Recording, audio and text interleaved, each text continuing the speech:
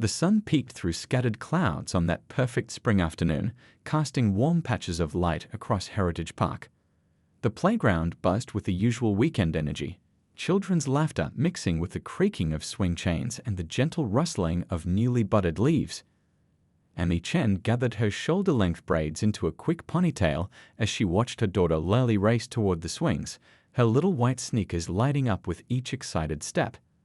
At 6 years old, Lily was all boundless energy and pure joy, her blonde curls bouncing as she ran. Amy couldn't help but smile, remembering the day 3 years ago when she'd first held her daughter, when their family finally became complete. "Higher, Mummy, higher." Lily called out, already scrambling onto her favorite blue swing. Amy tucked her phone into her back pocket and joined her daughter, her nursing scrubs still fresh from the morning shift at Children's Hospital. These park visits had become their special tradition, a way to make the most of their afternoons together when Amy worked the early shift. "Hold on tight, sweetie," Amy reminded her, giving the swing a gentle push. She'd learned early on that Lily was fearless on the swings, always wanting to go as high as the clouds. The spring breeze carried the scent of nearby flowering dogwoods, and Amy took a moment to appreciate how perfect these simple moments could be. A group of regular park families were scattered around. The Rodriguez twins were building an elaborate sandcastle with their dad, and Mr. Lee was helping his toddler down the slide for what seemed like the 100th time. Amy had gotten to know many of them over the past years, trading friendly waves and occasional conversation while their children played. "Look how high I am," Lily squealed, pumping her legs just like Amy had taught her. Her face glowed with achievement, and Amy quickly pulled out her phone to capture the moment. These were the memories she treasured, the ordinary days that made up their extraordinary life together. As she snapped a few photos, Amy noticed an unfamiliar woman watching them from the bench near the climbing frame. Something about the woman's stare made Amy's stomach tighten. She recognized that look, the one that said, "Something doesn't add up here." Being a black mother with a white child meant Amy had developed a sixth sense for these situations. Still, she refused to let someone else's prejudice steal their joy. Amy focused on Lily, who was now telling an elaborate story about her classroom's pet hamster between swings. "And then Miss Thompson let me feed him extra carrots because I finished my math worksheet first." "That's wonderful, baby. I'm so proud of you," Andy responded, making sure to meet her daughter's eyes with enthusiasm. She'd learned from both her nursing career and motherhood that children picked up on every subtle shift in emotion. Today was their special park day, and she wouldn't let anything overshadow that. Amy helped Lily slow the swing, and they moved to the nearby bench to have their afternoon snack. She pulled out Lily's favorite rainbow lunchbox, packed with apple slices, cheese crackers, and a juice box. As they shared their snack, Lily chatted about her upcoming school play, where she'd been cast as a singing flower. "Can we practice my song again?" Lily asked, bouncing slightly on the bench. "I need to be perfect for the show." She had inherited Amy's perfectionist streak, though Amy tried to teach her that effort and joy were more important than perfection. "Of course we can practice, but remember what we said about perfect," Amy prompted, opening the juice box and handling it carefully to her daughter. Lily took a sip and recited their family motto, "Perfect is boring, trying our best is exciting." She grinned, showing the gap where she'd lost her first tooth just last week. The tooth fairy, with help from Amy's crafting skills, had left a special note with a glittery dollar bill. As they finished their snack, Amy noticed the woman from earlier had moved closer, now sitting at a bench barely 10 feet away. She was middle-aged with carefully styled hair and designer athleisure wear that screamed, "I want to speak to the manager." Her attention was fixed on Amy and Lily, though she quickly looked away whenever Amy glanced in her direction.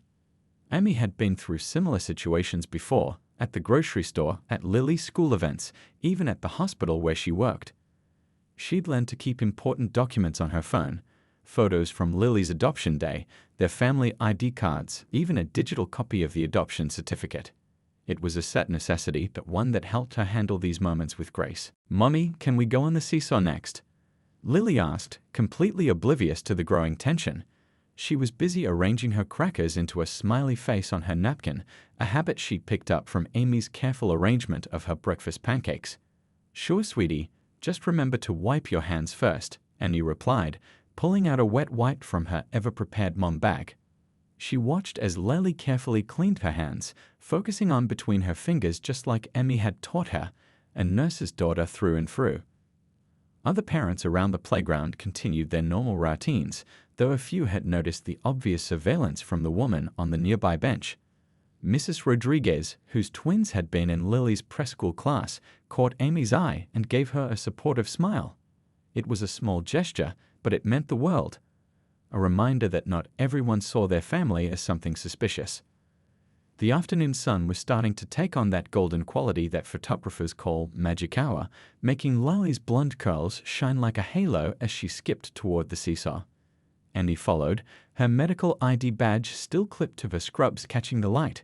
She'd come straight from her shift in the pediatric ward, where she'd spent the morning caring for other people's children with the same dedication she brought to raising her own. "Remember how we balance?" Emmy asked as they approached the seesaw. It was their little safety routine, one of many small traditions that made up their relationship. "I hold the handles tight, and we count to 3. Lily demonstrated her grip on the handles, her face serious with concentration. These were the moments that made Emmy's heart swell, watching her daughter take on new challenges with such determination. As they began their seesaw adventure, Emmy caught fragments of a phone conversation from the watching woman. "Suspicious situation. Child doesn't match. Should probably check." The words were familiar, part of a script Emmy had heard variations of before. But she wouldn't let fear or anger take root, not when Lily was counting their seesaw bounces with such delight. 7, 8, 9. Lily called out with each gentle rise and fall.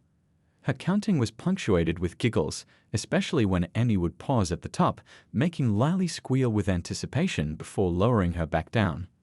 The park around them continued its usual weekend symphony. Dogs barking in the distance, children calling to each other across the playground, parents chatting while pushing strollers along the paved paths. It was a perfect spring day, the kind that reminded Emmy why she'd chosen this neighborhood, this park, this life for her daughter. Annie looked at Lily, memorizing the joy in her expression, the way her eyes crinkled at the corners when she smiled, just like they had the first time Emmy had held her. They were mother and daughter, bound by love if not by blood, and no amount of suspicious stares could change that truth. Linda Baker considered herself the unofficial guardian of Heritage Park. From her usual spot on the navy blue bench near the climbing frame, she'd spent countless afternoons watching the comings and goings of families, mentally cataloging what she considered suspicious behavior. Her neighbors called her concerned. Her daughter called her nosy. Linda preferred to think of herself as vigilant. Today, her attention was fixed firmly on the woman in medical scrubs playing with a little blonde girl on the seesaw. They'd been at the park for nearly an hour now, and something about them made Linda's thoughts spin with possibilities, none of them good. She adjusted her expensive yoga pants, bought specifically for park watching, though she hadn't done actual yoga in years, and leaned forward for a better view. The whole scene felt wrong to her. The woman's dark skin contrasted sharply with the child's fair complexion and light hair. Linda had watched them share snacks, take pictures, and play on various equipment. The little girl seemed comfortable enough, but Linda knew from her regular true crime podcast listening that appearances could be deceiving. "Better safe than sorry," she muttered to herself, adjusting her designer sunglasses.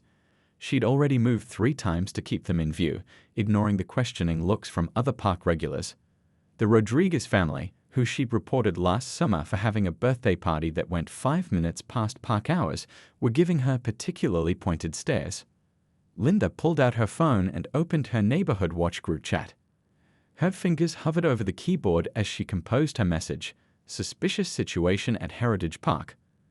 Unknown woman with child who doesn't appear to be hers. Should we be concerned?" She added 3 thinking face emojis for good measure. The responses came quickly. "Again, Linda? Is this like the time you called the cops on the teenage bird watchers? Maybe mind your own business for once." Linda huffed and closed the chat. Nobody understood the importance of her self-appointed role as community watchdog. She'd lived in this neighborhood for 20 years, and things had changed. You couldn't be too careful these days. From her new vantage point, she watched as the woman helped the little girl down from the seesaw. The child was talking animatedly about something, her hands gesturing wildly in the way young children do when telling important stories. The woman listened with what seemed like genuine interest, but Linda wasn't fooled. She'd watched enough documentary specials to know that criminals could be excellent actors. A cool spring breeze rustled through the trees, carrying the sound of the little girl's laughter. And then the caterpillar turned into a butterfly, just like in the book you read me. The child's voice was clear and happy, showing no signs of distress. But Linda remembered reading somewhere that children could be coached, could be taught to play along in public. The woman in scrubs was now helping the little girl with her shoelaces, demonstrating the bunny ear method with patient hands. Linda noted how the child stood still, obviously comfortable with the close contact. Still, something nagged at her. The ID badge hanging from the woman's scrubs could be fake. The easy interaction could be rehearsed. The matching lunchboxes could be part of an elaborate ruse. "Mommy, can we go to the climbing frame next?" The little girl's voice carried across the playground. Linda's eyebrows shot up at the word mommy. Surely that couldn't be right. She'd seen enough families at this park to know what looked normal and what didn't. The climbing frame was closer to Linda's bench, giving her a better view of the pair. The woman moved with the cautious grace of all parents, staying within arm's reach as the child navigated the equipment. Her eyes never left the little girl, tracking every movement with careful attention. Other parents continued their usual routines around the playground, many greeting the woman and child with familiar waves or brief conversations. Linda noticed Mrs. Thompson, a local kindergarten teacher, stopped to chat with them. The woman in scrubs smiled warmly, asking something about a classroom hamster while the little girl demonstrated what looked like a dance move. "They seem to know an awful lot of people," Linda murmured to herself, adding this to her mental list of suspicious behaviors. Criminals often worked hard to integrate themselves into communities, didn't they? She'd read about that in one of her true crime magazines. The late afternoon sun cast long shadows across the playground as more families began packing up to head home. Linda watched as the woman helped the little girl down from the climbing frame, their movements in sync like people who spent a lot of time together. The child reached up naturally to hold the woman's hand, swinging their arms as they walked toward the water fountain. Linda's fingers tightened around her phone. She'd been watching for over an hour now, and while she hadn't seen anything overtly wrong, her instincts told her something was off. The way other parents kept giving her disapproving looks only convinced her more. They were all too trusting, too willing to look the other way. A memory surfaced from last month's neighborhood watch meeting. They discussed being more careful about making assumptions after Linda had called the police on a group of kids who turned out to be doing a school photography project. But this was different. This time she was sure something wasn't right. The woman and child were now sitting on a bench, sharing what looked like a second snack. The little girl was clearly comfortable, leaning against the woman's side as she ate what appeared to be apple slices. They looked like any other mother and daughter enjoying an afternoon at the park, except they couldn't be, could they? Linda watched as the woman gently wiped crumbs from the child's face with a napkin. The gesture was so natural, so maternal, that for a moment Linda felt a flicker of doubt. But then she remembered all the stories she'd read about children being taken by strangers who gained their trust. Her doubt hardened into resolve. The playground had emptied considerably as dinner time approached. The remaining families were gathering their belongings, calling children in from various pieces of equipment. The woman in scrubs was helping the little girl put on a light jacket as the evening breeze picked up. Linda stood, smoothing her expensive athleisure wear, and took a few steps closer. She could hear their conversation now, something about homework and dinner plans. The woman's voice was gentle but firm as she discussed the importance of finishing math worksheets before watching TV. Other parents were giving Linda strange looks as they passed by, probably wondering why she was so obviously eavesdropping. But she didn't care what they thought. She was doing what needed to be done, protecting the community like she always did. The little girl was now showing off a missing tooth, explaining in great detail about the tooth fairy's recent visit. The woman listened with exaggerated interest, asking questions about the fairy's decoration choices and whether she'd left any glitter behind. Linda's hand tightened around her phone. The scene before her looked perfectly normal, but her gut told her otherwise. She'd watched enough true crime shows to know that appearances could be deceiving. The most dangerous situations often looked the most innocent. As the sun dipped lower in the sky, casting an orange glow across the playground, Linda made her decision. Better to be wrong and apologize than to ignore something potentially dangerous.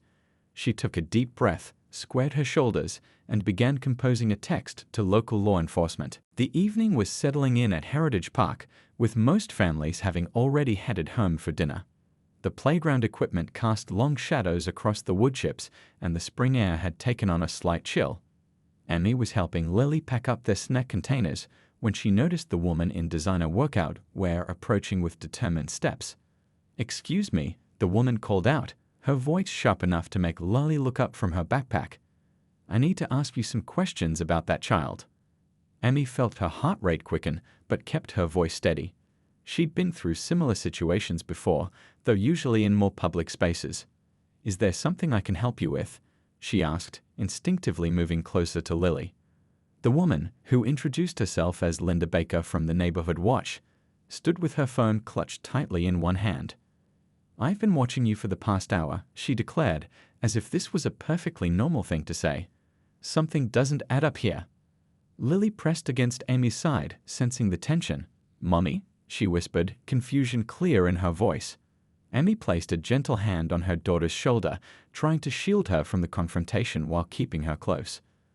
"This is my daughter," Amy stated firmly, maintaining eye contact with Linda. "And I don't appreciate being stalked at our neighborhood park." Linda's eyes narrowed. "Do you have any proof of that? Because I find it very unlikely that—" She let the sentence hang, but her meaning was clear in the way her eyes darted between Amy's dark skin and Lily's fair complexion. Several emotions flashed through Amy's mind: frustration, anger, exhaustion, but years of experience as both a nurse and a mother had taught her to stay calm in tense situations. "I have all the documentation you could want," she replied evenly, "though I'm not obligated to share my family's private information with random strangers." By now, the few remaining families at the park had noticed the confrontation. Mrs. Rodriguez was hustling her twins toward the playground, clearly intending to stay nearby. Mr. Lee had paused his packing up process, watching the scene unfold with concern. "I've already contacted the authorities," Linda announced, holding up her phone like a shield. "They're on their way to sort this out.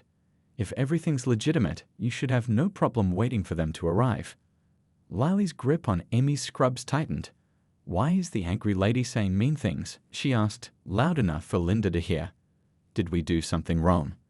Amy's heart broke at the tremor in her daughter's voice. She knelt down to Lily's level, something she always did when explaining difficult situations. "No, sweetie, we didn't do anything wrong." Sometimes people make assumptions about others without knowing the whole story. "Remember what we talked about after the grocery store incident?" Linda interrupted before Lily could respond. "Don't try to coach her. I've seen all the documentaries about how traffickers manipulate children." She took a step closer, phone now raised as if recording. "That's enough," came a firm voice from behind them. Mrs. Rodriguez had returned, positioning herself between Linda and Amy's family. "We all know Amy and Lily. They've been part of this community for years. You're frightening a child for no reason." More parents were approaching now, forming a protective circle. Mr. Lee spoke up from where he stood with his toddler. "Lily's in my son's kindergarten class. They had a playdate last week. You're making a huge mistake." Linda's confidence seemed to waver as more people gathered, but she stood her ground. "The police will sort this out. Better safe than sorry, that's what I always say." Amy took a deep breath, focusing on staying composed for Lily's sake. She pulled out her phone, quickly pulling up a photo album she kept readily available. "Since you're so concerned, here's a picture from Lily's adoption day 3 years ago. Here's her last birthday party, which half the people here attended. Here's us at her school concert last month." She scrolled through photos as she spoke, her voice gaining strength. "I'm a pediatric nurse at Children's Hospital. I spend my days caring for sick kids, and then I come home to care for my own daughter. I shouldn't have to prove any of this to you, but here we are." Lily, who had been quietly watching the exchange, suddenly spoke up. "That's my favorite picture," she exclaimed, pointing to one of her and Amy making silly faces at the camera.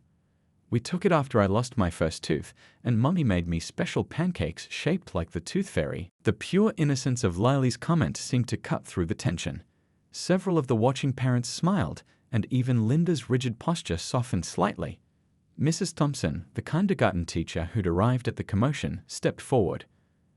"I see Lily and her mother at drop-off every morning," she said firmly. "They're one of our school's most involved families.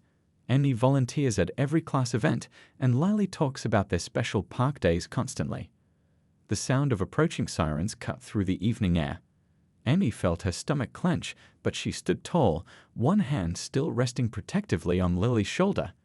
She'd been preparing for a moment like this since the day she'd first held her daughter, keeping documents organized, photos readily available, and most importantly, teaching Lily that their family was perfect exactly as it was.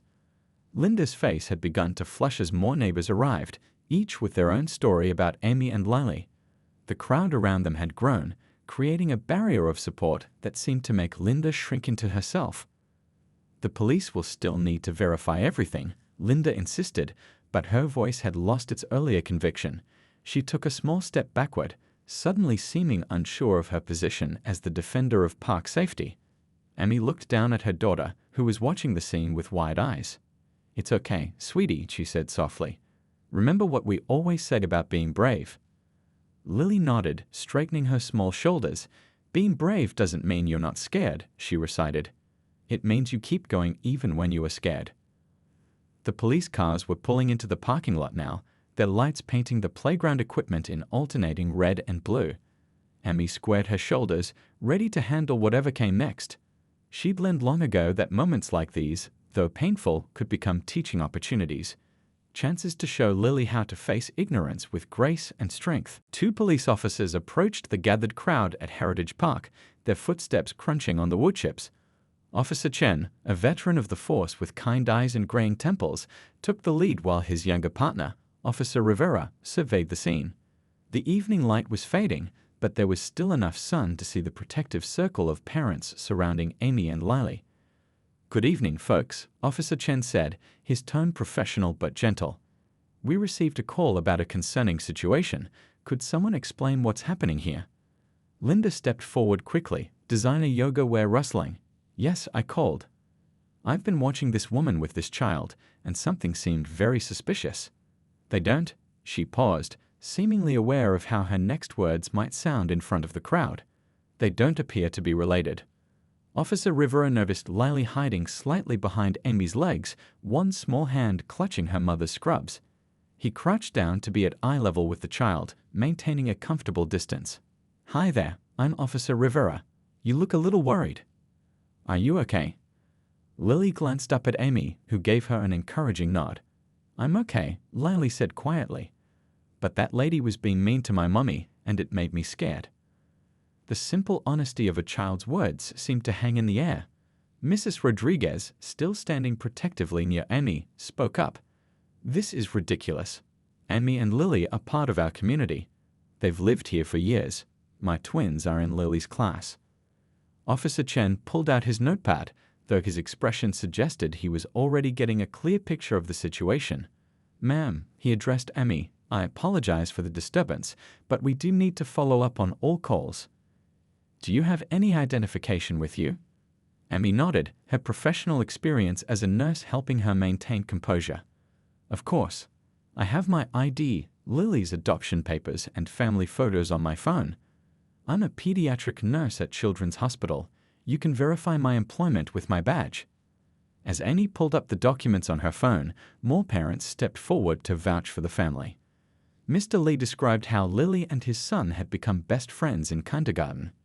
Mrs. Thompson explained her role as Lily's teacher and Amy's involvement in school activities. "Mummy," Lily whispered, though loud enough for those nearby to hear, "can I show them my special necklace? The one you gave me that matches yours." Amy smiled softly, reaching into her shirt to pull out a simple silver chain with half a heart pendant. Lily did the same, revealing the matching half. "We got these on my adoption day," Lily explained proudly to Officer Rivera, who was still crouched at her level.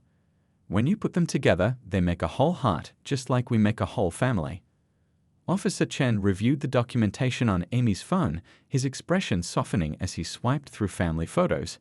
These seem to be in order, he said, handing the phone back. More than in order, actually. You're very well prepared. Unfortunately, I've had to be, Andy replied, her voice steady but tired. This isn't the first time someone has made assumptions about my family.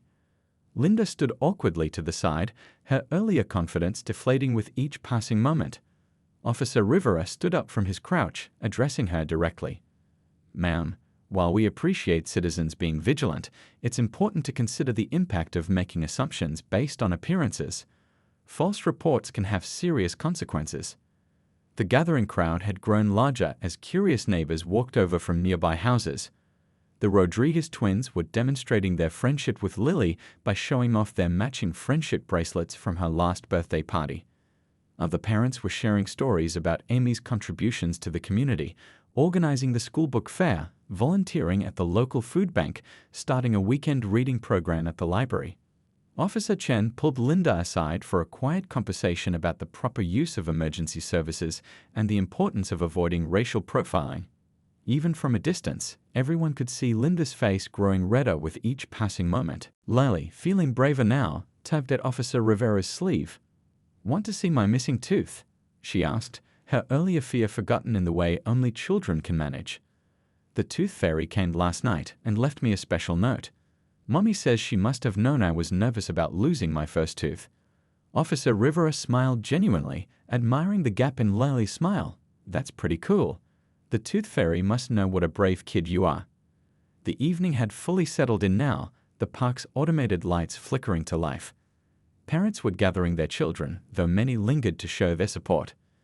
Mrs. Thompson approached Amy with gentle concern. Will you both be okay? This must have been so stressful.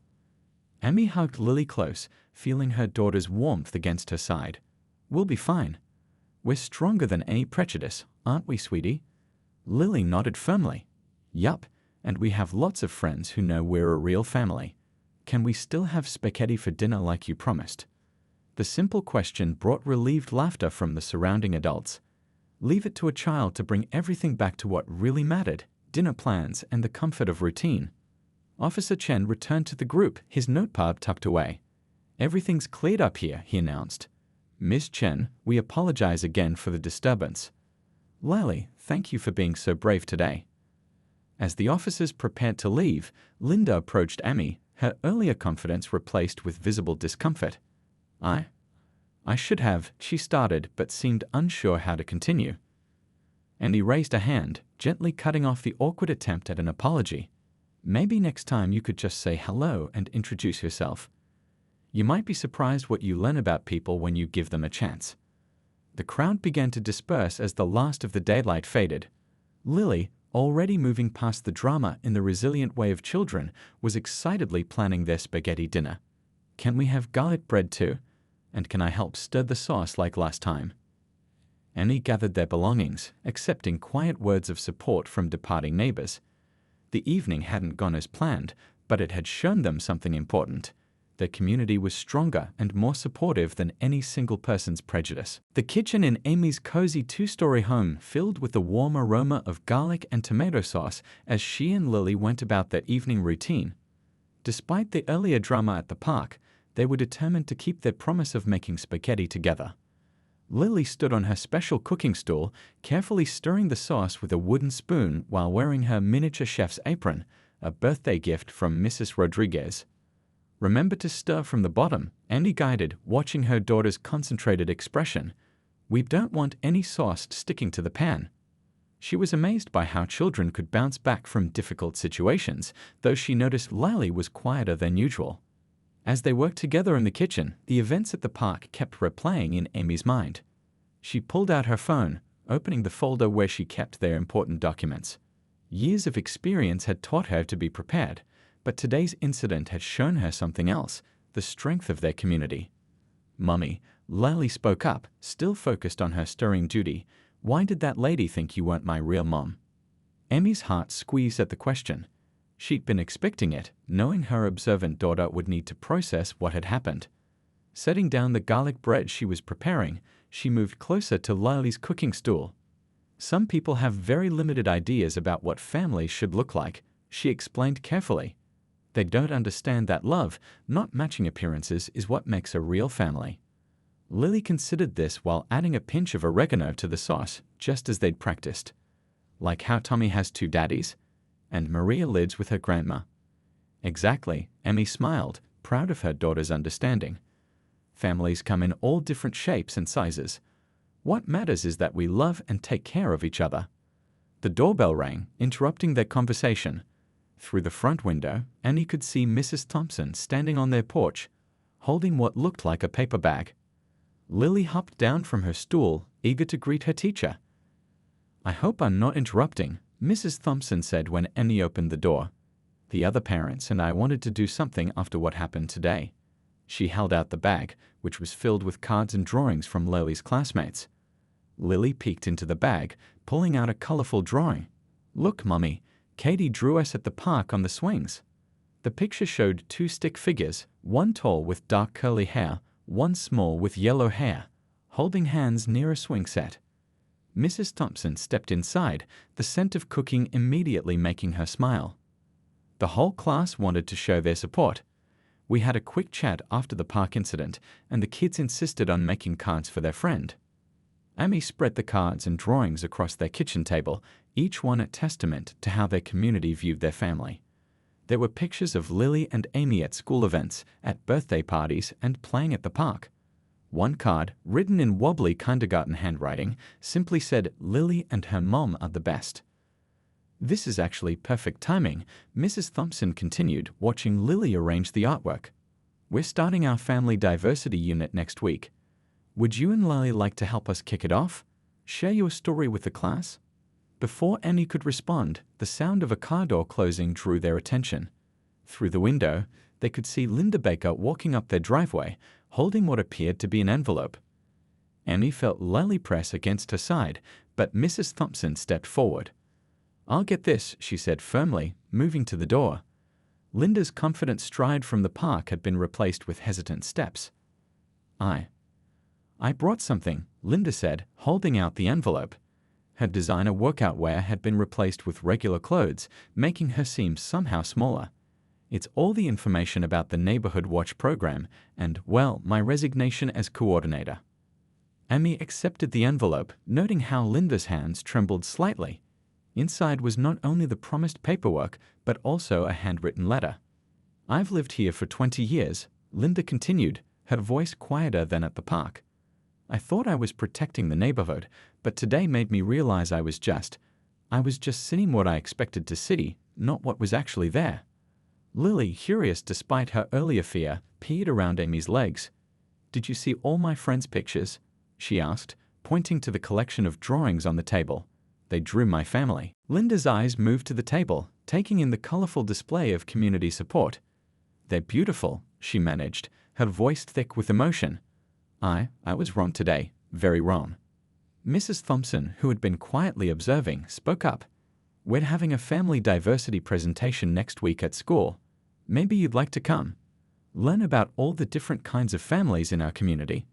The timer for the garlic bread beeped, drawing everyone's attention back to the kitchen.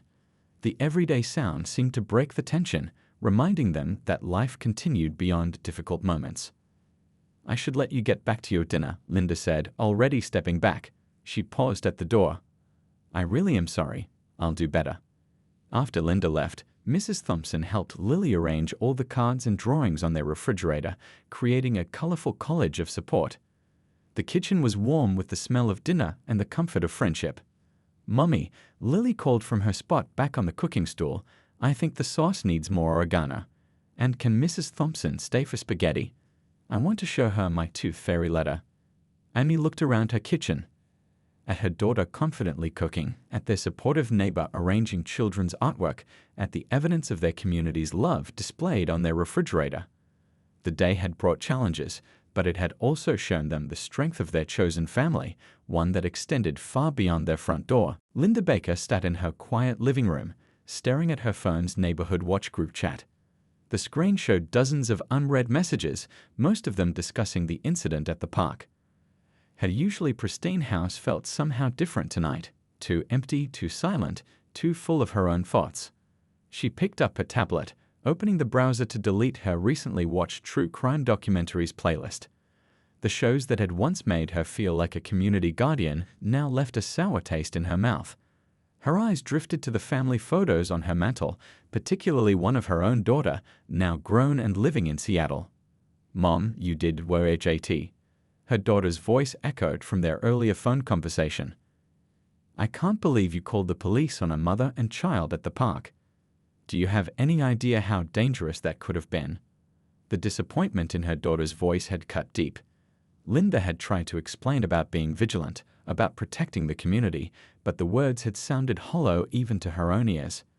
Her daughter's final comment still rang in her head.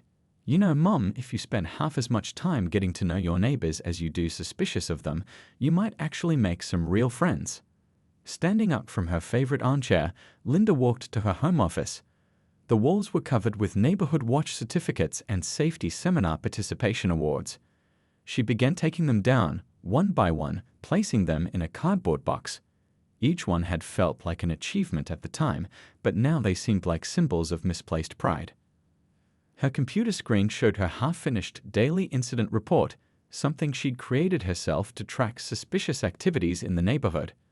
Looking at today's entry, she felt shame creep up her neck. 3:45 p.m. Observed suspicious adult-child interaction at Heritage Park. Linda deleted the document, then the entire folder of reports. Her fingers hovered over the keyboard before she opened a new document. "Dear Neighborhood Watch Committee, after today's events, I am stepping down as coordinator." As she typed her resignation letter, memories from the park kept surfacing.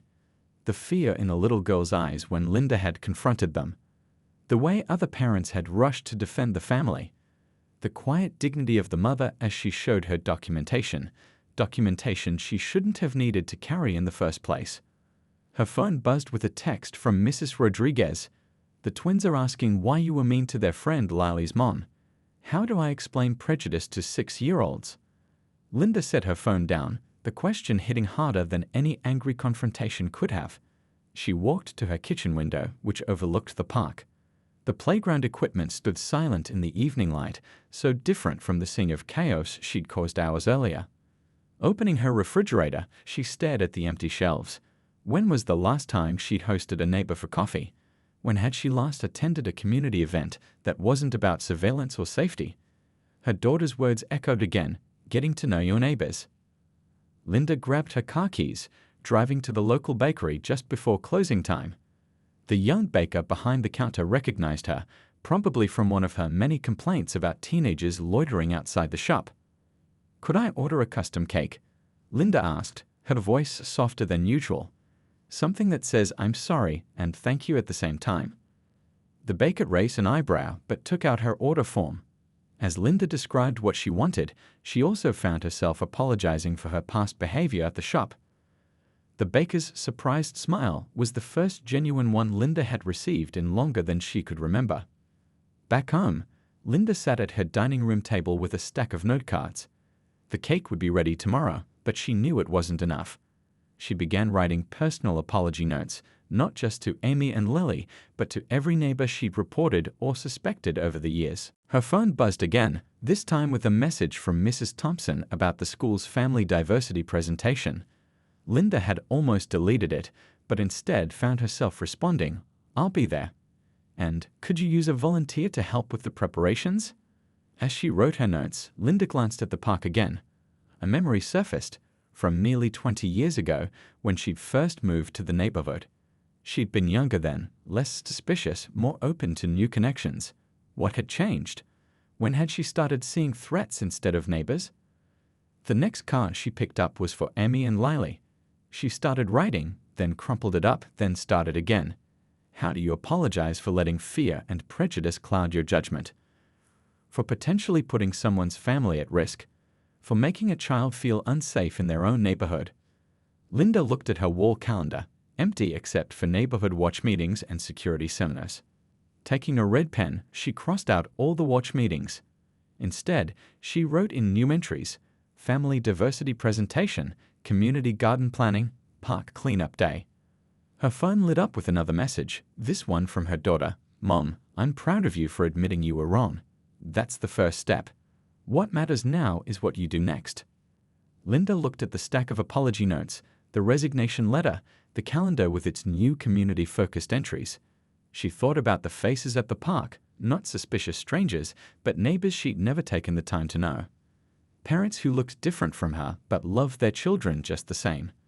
Opening her laptop one more time, she started a new document. Not an incident report, but a proposal for the neighborhood council, building community through connection. A new approach to neighborhood safety. The sun had fully set now, but Linda kept writing. For the first time in years, she felt like she was truly working to make her neighborhood better, not by watching and suspecting, but by learning, growing, and connecting. 1 month after the park incident, Heritage Elementary School's gymnasium was packed with families for their first Community Connection Day. Colorful posters made by the students decorated the walls, each one celebrating different types of families. The usually plain space had been transformed into a warm gathering place, with round tables encouraging conversation and children's artwork displayed prominently on every wall. Amy stood near the refreshment table, arranging cookies that parents had brought to share. Lily bounced excitedly beside her, proudly wearing her Junior Event Helper badge and pointing out her artwork to anyone who would look. Her drawing showed a huge heart containing stick figures of all different colors and sizes, with "Love Makes a Family" written in rainbow letters across the top. "Remember when we practiced your speech?" Amy asked, straightening Lily's badge. Her daughter had insisted on being one of the student speakers for the event. "Yup, and I'm not even scared," Lily declared, though she gripped her note cards tightly. "Mrs. Thompson helped me with the hard words, and I practiced with Mr. Lee's son at recess." The gymnasium doors opened as more families arrived. The Rodriguez twins ran in, followed by their parents carrying trays of homemade empanadas. Mr. Lee and his son came next, joining a growing group of kindergartners who were admiring the art display. The room buzzed with conversation in multiple languages, children's laughter mixing with adults' warm greetings. Linda Baker stood just inside the entrance, holding a large cake box from the local bakery. She looked different from the park incident, more approachable in a simple sweater and slacks, her previously perfect hair slightly wind-blown from helping set up the outdoor activities. The past month had changed her in subtle but significant ways. "Let me help you with that," Mrs. Thompson offered, taking the cake box.